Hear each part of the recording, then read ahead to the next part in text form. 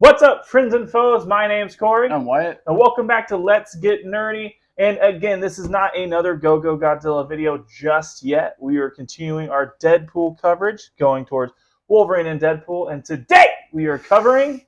Deadpool 2. Deadpool 2, that's right. Deadpool For a 2. second, my brain said Deadpool and Wolverine. Oh, no, not yet. Not yet. That is why Sisterhood of the Traveling Pants is pure pornography. Oh, God, I wish I finished college. So yeah, we're back with Deadpool 2, and we're going to start this one like we would our other videos, just kind of some initial thoughts, if we have any history with the movie, anything like that. History for myself, I don't have a lot with it. Mm-hmm. I, again, didn't follow the production with this one. I was excited for it. But the day that it came out, or the day I went to go see it at least, rather, I had been to a funeral beforehand for a family member, so this was a pretty therapeutic experience to go, see this movie and laugh after the funeral had gotten out and stuff. So that's basically my history with it. Initial thought type stuff. I love this movie. Yeah. It's hilarious, and I, could watch it again tonight, even though I just watched it last night. Yeah. But, yeah, so what about you? What's your history? Well, I guess history-wise, I can't really... I don't have... It's not really a great follow-up for a funeral. Oh no! I didn't really have a history. In terms of following production, by this time, this movie suffers a lot of what the first Deadpool suffered in terms of having to follow, having its hype kind of taken away by other movies. Yeah. Because if everybody's keeping, if everybody remembers, literally 2 weeks before this came out, Infinity War came out. Mm. So it literally was the most unfortunate releasing of all time in the middle of the MCU's best run they've ever had, of literally the last year of comic book movies had been Guardians of the Galaxy 2, I think Justice League 20, the Joss Whedon one, Thor Ragnarok, Black Panther, and then Infinity War. So it was literally back-to-back bangers with Joss Whedon's Justice League in there. Unfortunately. And so, literally by the time this came out, I just actually never got around to seeing it in the theaters. Because while it was in theaters, if I'm going to see a movie in the theaters, I saw Avengers Infinity War three or four times. Yeah, I did too. So I missed this in the theaters, unfortunately. That being said, when I finally saw it, it was I rented it on Amazon Prime, and I fucking loved it. I super regret, probably my biggest regret of not seeing a movie in a theater. And there's actually a movie I already mentioned today that I didn't see in the theater that I regret seeing. This, I regret missing this one more, and I missed Thor Ragnarok in the theater. I forgot that. Yeah, I missed Thor Ragnarok.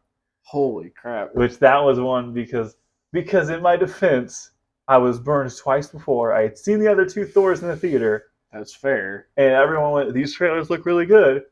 The other trailers looked really good too. That is true. So, anyways, back to the plot at hand here. So yeah, I unfortunately missed it in the theater. But in terms of initial thoughts, I fucking love this movie. This is almost the perfect sequel to the first Deadpool, because it's not even it's technically more in the way that it's a bigger, a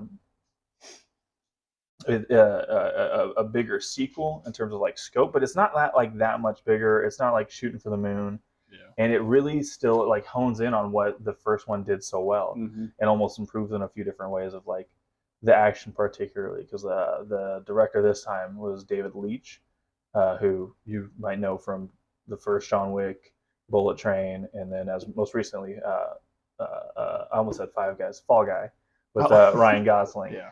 Which are all really, really, really good films, and you can tell, because I think, I guess are already getting into our thoughts here. The choreography in this movie alone is already is to just the whole next level compared to the first one. Right. Yeah. So. How never level. You know what I mean?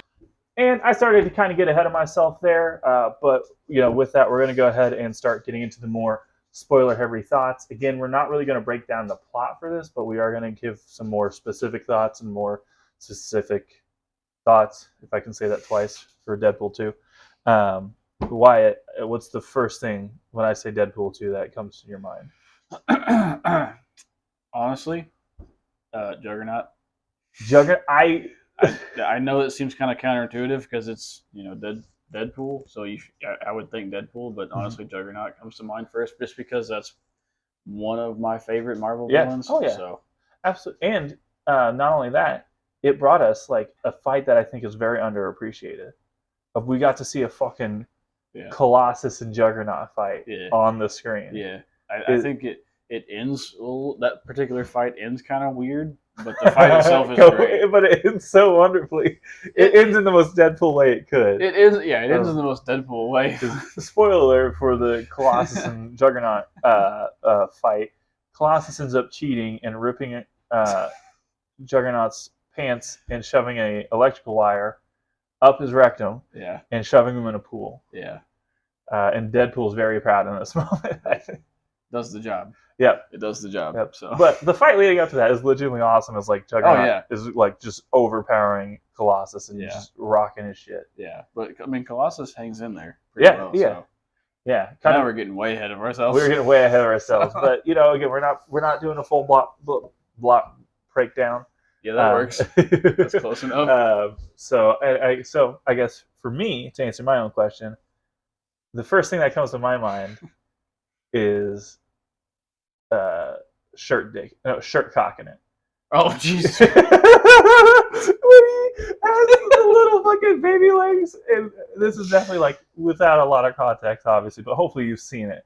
Yeah. Where he gets his legs cut and he's grown ripped in half. And it's the introduction to Juggernaut. And it's great because he's listing all the Juggernaut comic books, and he's like, "I'm such a huge fan." He goes, "I'm gonna rip you in half now." And then he's just like sitting there, and like you see just a little bit. You see a little bit of his penis. Just a little bit of his penis. When he like flops his legs up. God, and it's such a good fucking moment. And like that's when he gets up and you get T.J. Miller's Weasel going. He's shirt cocking it. It's like like when everyone's like trying to like not look at it. Yeah. God, and that's what I guess to get on a more focused path here.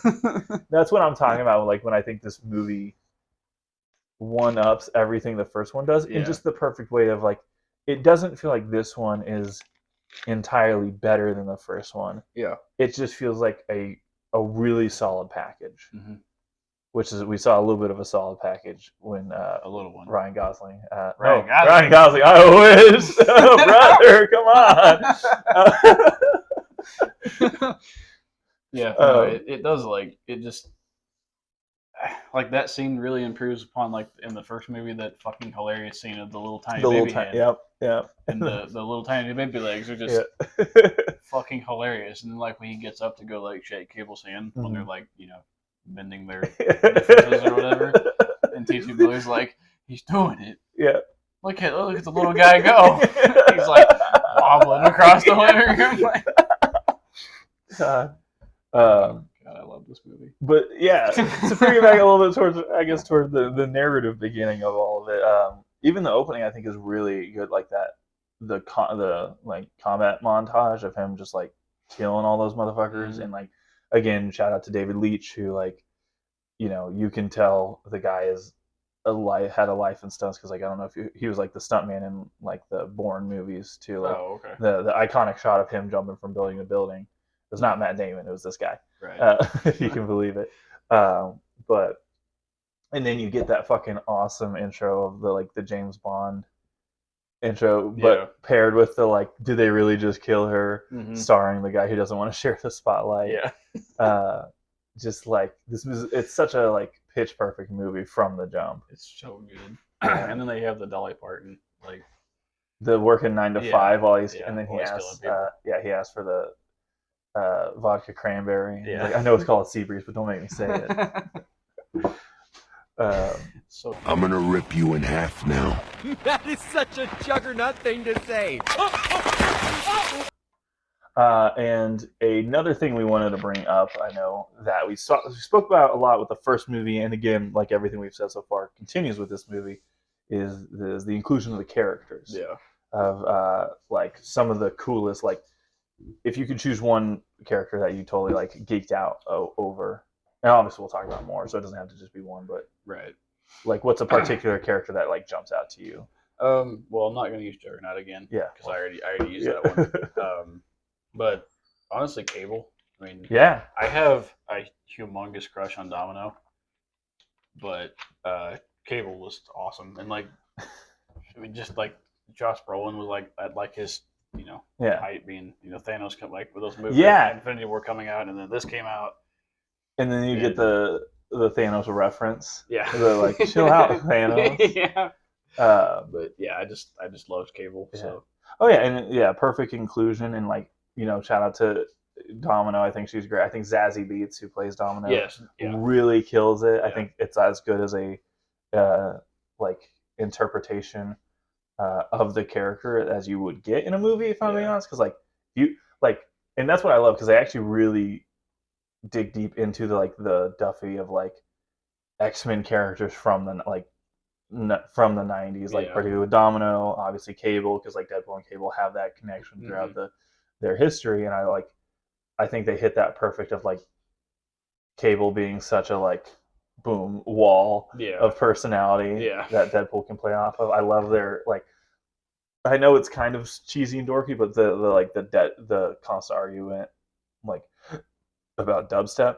Oh, I know. Yeah. Just like because like I think even at the time dubstep was not cool anymore. Right. So like I just like the idea of like Deadpool thinking it's this futuristic thing, but even then it's already out of style, and Cable being like, "Fuck that stuff, dude." Dubstep. He's like at one part, isn't he like dubsteps for pussies? Like, Yeah. And then you do get also Josh Brolin is fucking jacked in this. Oh yeah. Like you Yeah. get yeah. Yeah, he's awesome. But the character I actually want to give a shout out to that has the least amount of screen time that I thought was really cool is Black Tom Cassidy showing up, because that is that's like pretty early on into Deadpool's run. I think he's actually in that the Circle Chase Oh. original run. Like he and Deadpool were actually like legitimate rivals. And do you know who Black Tom Cassidy is the brother of in the comic books? Oh fuck. No. Okay. I'm not gonna try to pretend like I do, because I don't. He's Banshee's brother. He's Banshee's He's brother? Banshee's brother. Look it up.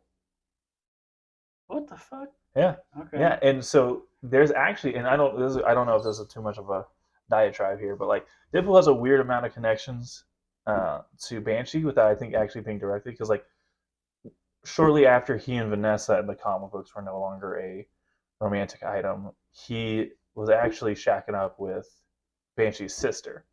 And so like there's a weird amount of like. So hopefully we get Banshee in the third and Deadpool and Wolverine. I think that would actually be cool. That'd be pretty cool. But getting back to Black Tom Cassidy, like I thought it was such a cool inclusion because he was so prominent in like Deadpool's early comic books, and I'm sure throughout. Yeah. But they treated him as ridiculously and as cheesy as he should have been treated. Yeah. Especially with him, like how was it like? Deadpool ends up calling. He's like, I don't know. He was called like African American Tim or Tom or something. Yeah. All I know, and he was like, all I know is he's African American. Yeah. And then like he's like laying down, like, Yeah. and then he just continues to call Cable racist for the rest of the movie. But yeah, and then I love his interactions with Kimiko. Oh yeah. Of like just like he is constantly giving everybody some kind of like shit or insult or putting him down, like being snarky. But that's the one who's like, "Hi, Kimiko." Yeah, he's so so easygoing and happy. Yeah. Yeah.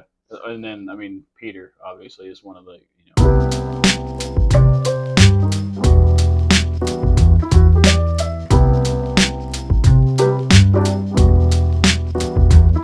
point. But it really helps build almost still like as much as Deadpool's making fun of other universes and you get like Logan references and stuff like that. And then you even get like you're dark like the DC universe, all that. It's still building its own world, like its own world in a really effective way, and still using like kind of also pointing out the ridiculousness of like a character like Aerostar, of like, oh, he's from Mojo World, and T.J. Miller or Weasel is like a stupid name for a planet. So yeah, I thought that's why I like it, you know, and then you get the character of Pete, who's He's the star of the show, man. absolutely. He's- It's just you get that scene of him and when he's like, "I just thought it'd be fun," Yeah. and then they're like, "All right, I like your energy," and Okay. Dopinder's like, "What the fuck?" Poor Dopehinder. He's just Yeah. trying to, he's just trying to help the team and make his Yeah. name as an assassin, and he just keeps getting shot down. Yeah, and I thought all his scenes were awesome Oh, too. Dopinder's fucking Just hilarious. yeah, like especially the like wanting like when they're at the bar and Deadpool's fucking pissing himself. He's like, are you making this face when you pee? He's like, no, I'm not. He's like, yes, you are.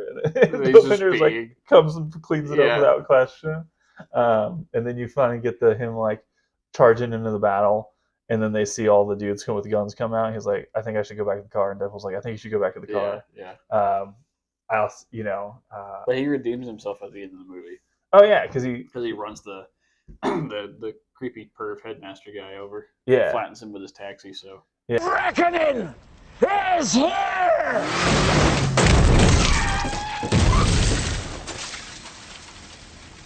Another character I would love to give a shout out to is Fire Fist, because like I think that really kind of starts to play into the themes of the movie, like how like we talked about in the previous Deadpool movie, where like there's all this humor and like every scene we talk about, we are able to bring up this like really fucking hilarious joke that we love, but like there's still that heart of it of like Deadpool trying to figure out if he could be a father, or like actually take care of somebody if he's so damaged inside. I think is again really plays into the strength of this movie of like the humor is still kind of hiding something that's a little bit deeper than we might give it credit for. yeah, I mean, I think both of these movies have they have a pretty dark and serious through line, and definitely like with Vanessa in this one, it's kind of like that is the through line, like his dark through line in this movie, and like a lot of self doubt and like just darkness, and anger and sadness and depression and all that fun stuff. But I mean, I wish there was some more time with Vanessa in this movie, but it does do such a good job to sell like his I think it's used very very effectively, and then you still like it still leads to humor, so like the montage of him trying to kill himself, and then when he shows up in Al's room, and then he's like finds the coke stash, and like smashes and like hops it and falls over is like, which is, I mean, I think it's a testament to the characters and the actors themselves, and this the story that they can have such a depressing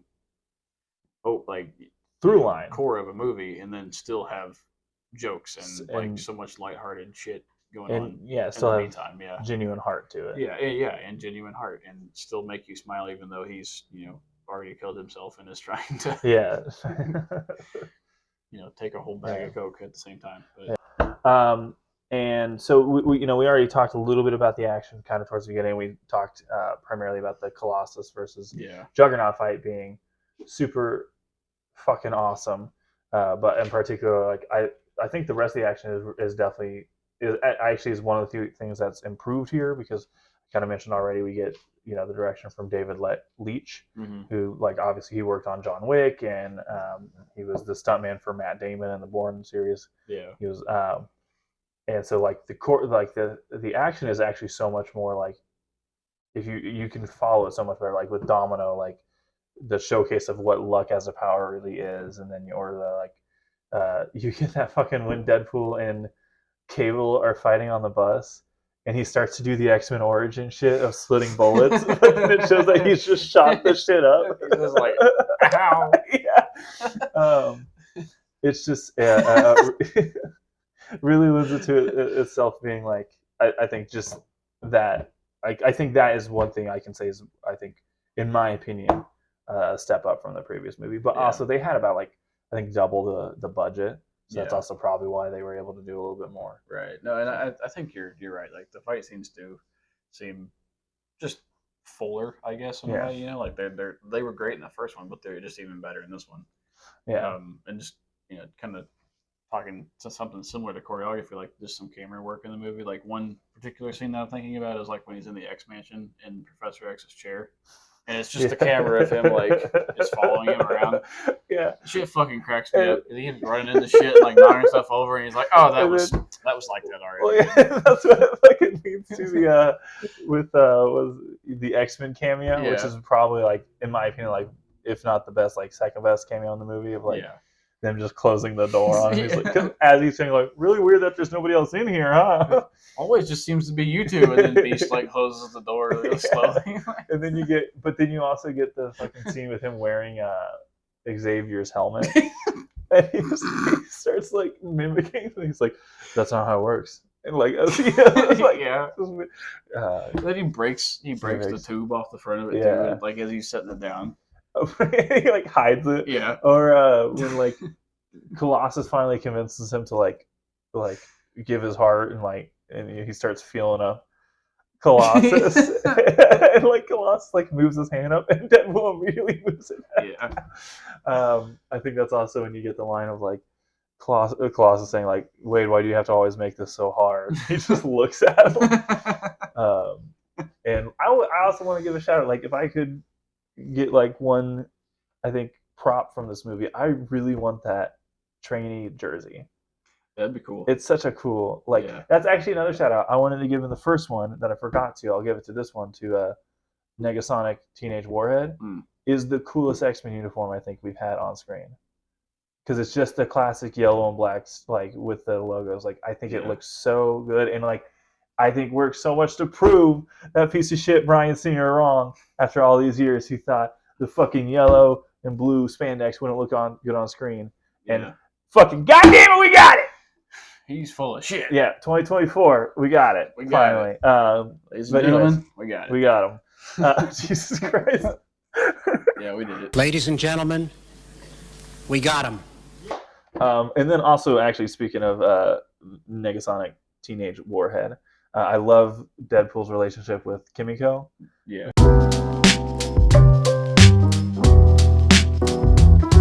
There's just like, he's shitting on everybody else in this movie, except for her, and it's just the most wholesome. Like, "Hi Kimiko, hi Wade." I love it. It's just, it kills me every time. Yeah, like he makes a point to say hi to her. Yeah. Like there was one scene where like he went down a hallway, comes back, peeks around the corner, "Hi," and then it's just so happy and like just fun. Yeah. You know? Yeah. But I love Negasonic Teenage Warhead. Yep. It's such a mouthful. I think that's why they chose her. Yeah, I'm sure it is. But like I love her character, but my god, that name.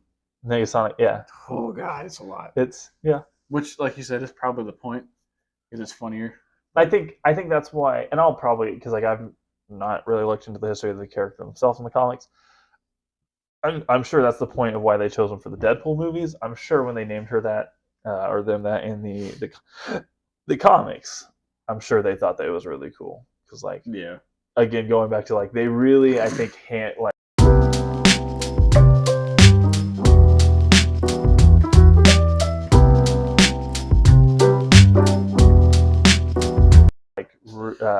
really like to hammer the like edgy, cool guyness of those like early 90s comics. I think you even get a reference to Rob Liefeld somewhere in here where he's like, "You look like you're drawn by a guy who can't draw feet." Yeah. Or something. Yeah, when they're on they're in the prison bus.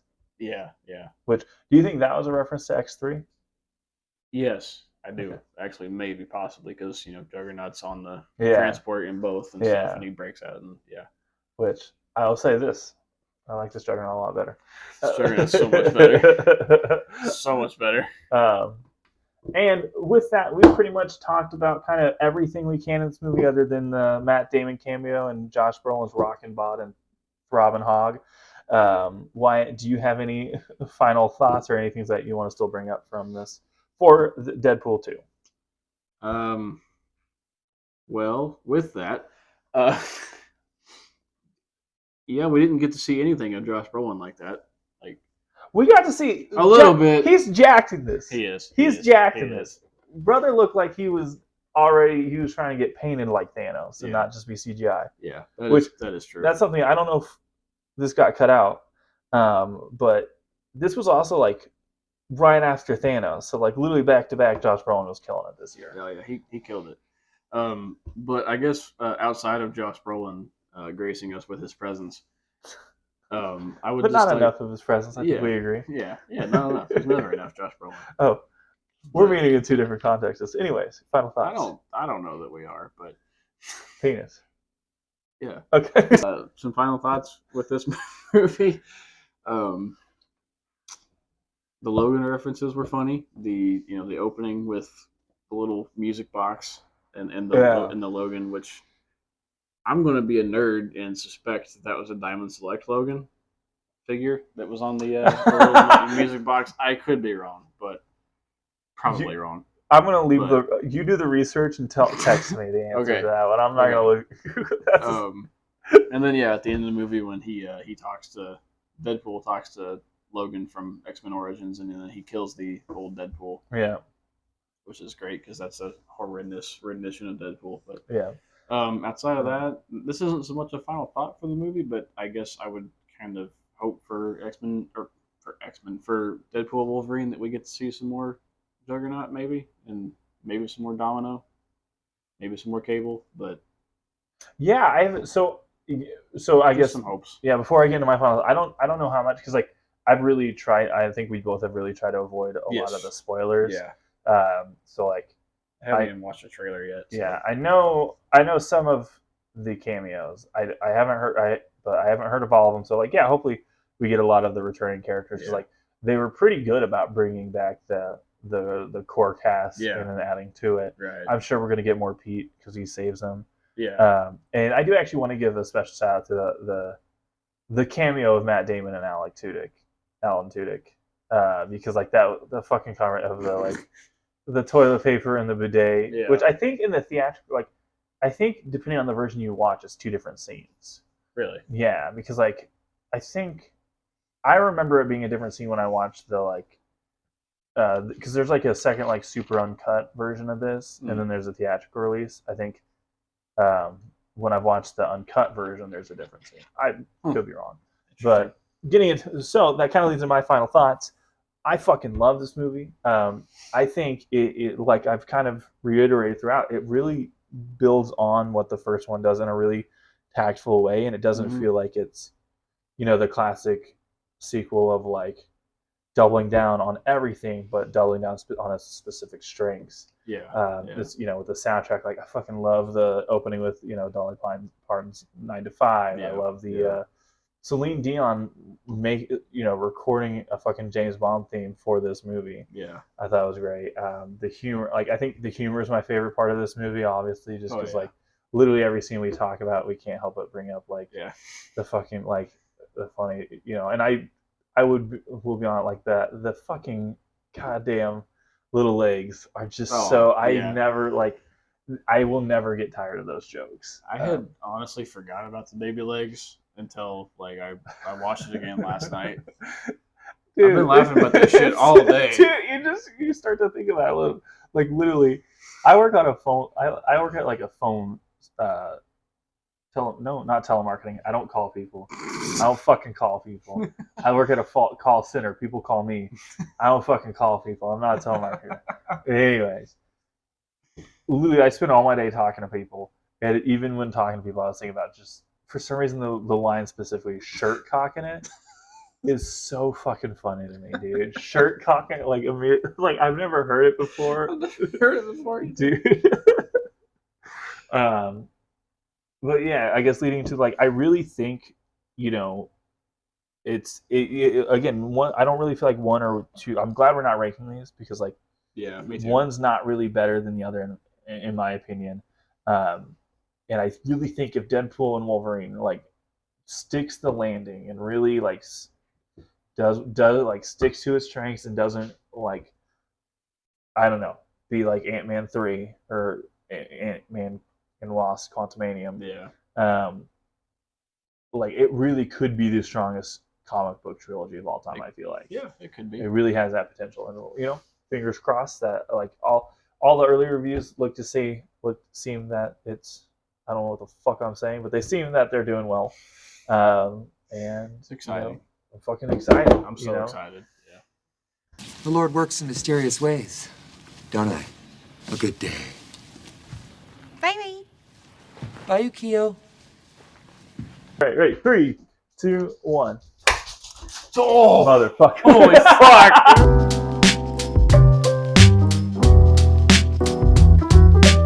So that pretty much wraps it up for today. Join us next time so we can finally talk about Deadpool and Wolverine. That's right. So you guys be good. We got to get back to nerding out. Let's fucking go! Okay, that was good. That was good.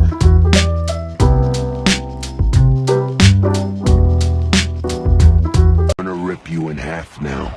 That is such